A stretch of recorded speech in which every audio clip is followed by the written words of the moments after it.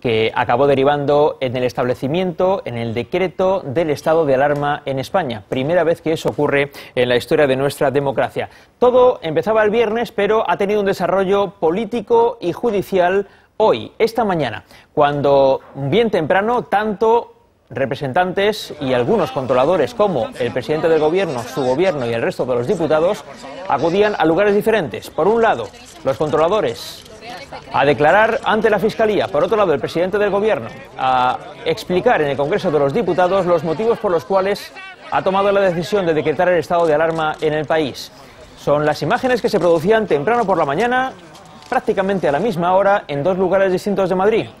En el edificio donde está la Fiscalía y también en el Congreso de los Diputados. Al salir de esa comparecencia ante la Fiscalía, ante quienes no han querido declarar de momento, dos representantes de los controladores decían esto que van a escuchar. Los controladores aéreos hemos acudido hoy a la llamada de la Fiscalía para asumir las responsabilidades que compartimos en lo ocurrido el viernes, pero aquí hay una corresponsabilidad que nosotros asumimos nuestra parte, pero que AENA y el Ministerio tendrán que asumir la suya. La empresa fue quien cerró el espacio aéreo y decidió que los aviones no salieran. El clima de agitación impidió a muchos trabajadores seguir desempeñando su trabajo, pero había controladores para que los aviones hubieran podido seguir volando. Dos recursos contenciosos administrativos en contra de los dos reales decretos, uno el que decreta la militarización y otro el que decreta el estado de alarma. Acaban de ver a uno de los representantes de los controladores aéreos, Daniel Zanit. Señor Zanit, buenas noches. Hola, buenas noches. Gracias por atendernos. Acaba usted de hablar de unos recursos. ¿En qué consisten estos recursos? Sí, pues mire, tanto a nuestros asesores jurídicos como a muchos otros catedráticos de Derecho, constitucionalistas, incluso pues, algún laboralista, les suscitan muchas dudas jurídicas, tanto el procedimiento que ha empleado el Gobierno para dictar los reales decretos de alarma y de militarización de un colectivo civil, como los cuerpos legales en los que se ha apoyado para dictar estos dos decretos. Por lo tanto, pues esta mañana, antes de la votación en el Congreso y ratificación de estos decretos, se han presentado sendos recursos en el Tribunal Supremo, pero con la particularidad de que al estar en este momento el gremio militarizado, la suspensión de derechos civiles que esto ocasiona impide al sindicato realizar el recurso directamente, y entonces la fórmula que se ha buscado es instar al Tribunal Supremo para que sea este órgano, el Tribunal Supremo, que con el conocimiento de que el sindicato quiere recurrir, pregunte al sindicato, porque es la autoridad que puede hacer eso, pregunte al sindicato, aun estando suspendidos los derechos sindicales, si es efectivamente esa decisión la que han tomado, la de recurrir. Como es así, pues estamos esperando que el Tribunal Supremo nos pregunte para poder contestar afirmativamente y que en ese caso se planteen los recursos. Es un poco complicado jurídicamente, pero nuestra situación, por novedosa, pues está es complicada en general. ¿Ustedes no han querido declarar hoy ante la Fiscalía? Bueno, cada trabajador ha tomado la decisión que en derecho le ha parecido adecuada a él, con la asistencia de sus letrados en este país, pues todavía hay ciertas garantías, tanto procesales como constitucionales, y nadie está obligado a declarar contra sí mismo si considera que la declaración le puede perjudicar. Habrá habido compañeros que han declarado, habrá habido compañeros que han preferido acogerse a ese derecho constitucional, pero en cualquier caso lo de hoy era una asistencia voluntaria a una declaración ante la Fiscalía. Nadie tenía obligación hoy de presentarse y sin embargo se han presentado todos los que estaban citados para esta primera declaración de manera voluntaria. Supongo que conoce usted lo que ha dicho hoy el fiscal general del Estado, hablando de una petición de cárcel que podría llevar a algunos controladores, en el caso de ser declarados culpables, hasta penas de 8 años por sedición. Sí, lo he leído las declaraciones y me da un poco de pena que se hable solo de la responsabilidad de los profesionales del control aéreo y que no se hable de la responsabilidad ni del Gobierno ni de AENA. Hoy se ha hablado en el Congreso mucho de la responsabilidad del Gobierno. Bueno, pero no en el sentido en que a nosotros nos gustaría, porque el Gobierno podía haber dictado esa norma en cualquier otro momento que hubiera supuesto un perjuicio mucho menor que el que se ha causado, perjuicio que para nosotros, como comprenderá usted, no nos produce ningún orgullo. Al revés, lamentamos profundamente todos los perjuicios y los daños que hemos ocasionado a tanta gente.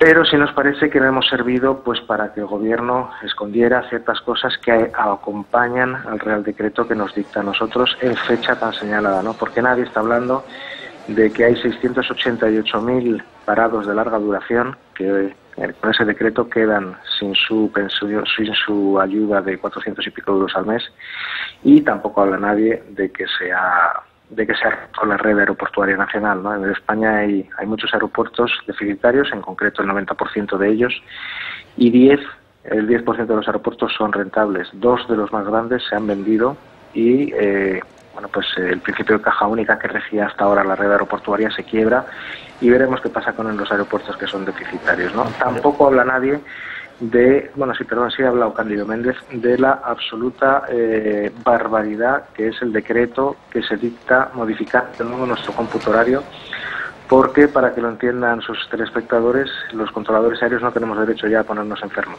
Que se ha puesto enfermo a lo largo de este año tiene que devolver esos días de baja médica porque le han operado del riñón o de una pierna o de lo que haya sido, tiene que devolver esos días que ha estado de baja médica a la empresa.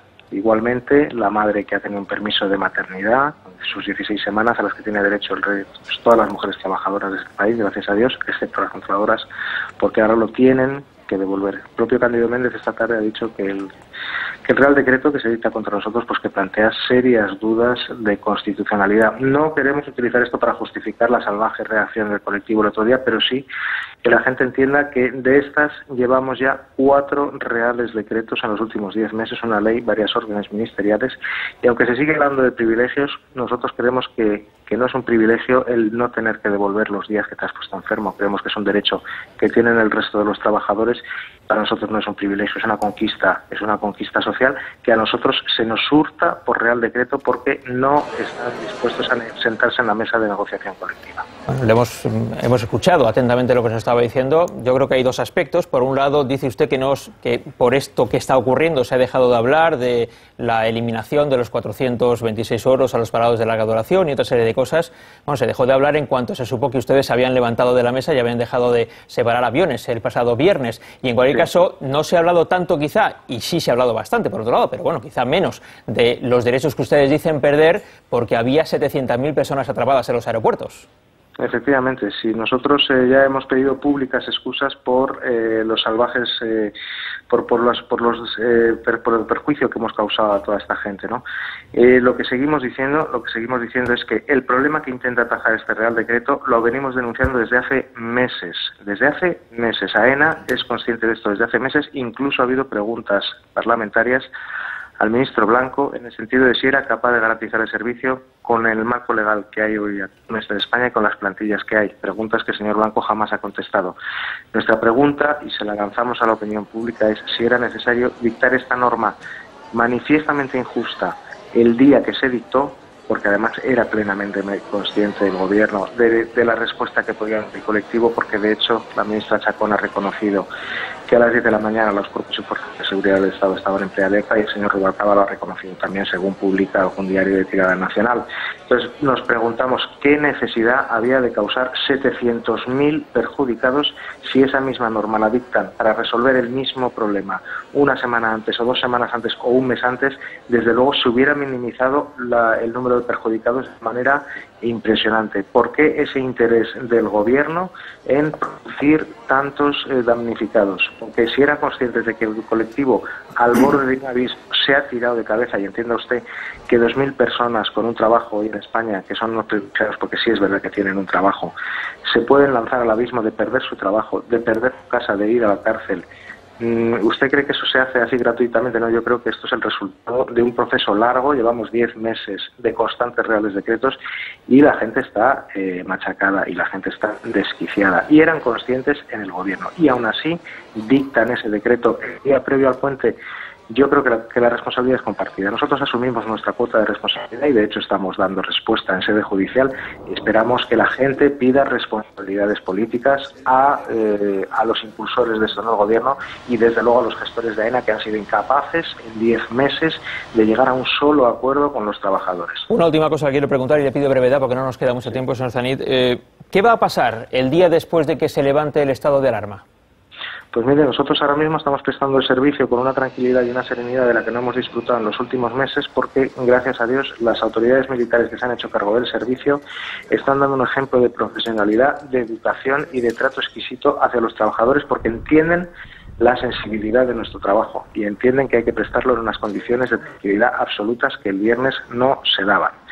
En ese sentido, pues el día que acabe la militarización, pues echaremos mucho de menos, de verdad, a esta gente y esperemos que en AENA hayan copiado y hayan tenido en cuenta cómo estos profesionales han actuado, porque el servicio en este momento se está prestando en muchas mejores condiciones que hace una semana.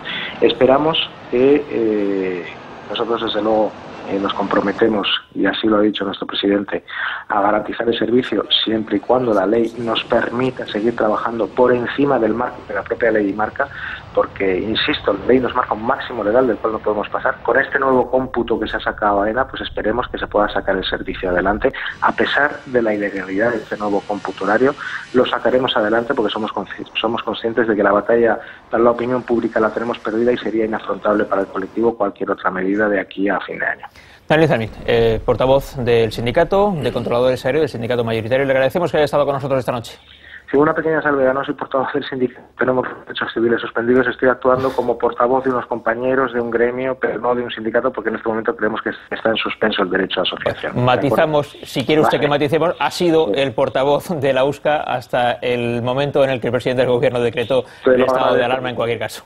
Te lo agradezco, muchas gracias, buenas noches. Gracias, buenas noches. No sé si esto queda suspendido, el derecho de sindicación, porque teóricamente, en fin, tampoco podría hablar entonces en público como personal militarizado, pero ha podido hacerlo ante nuestros micrófonos, igual que nos están haciendo otros portavoces de la USCA. En cualquier caso, hemos escuchado durante unos minutos y además hemos dejado que hablara el tiempo que considerara oportuno, sin demasiadas interrupciones, a uno de los responsables del Sindicato de Controladores. Ahora os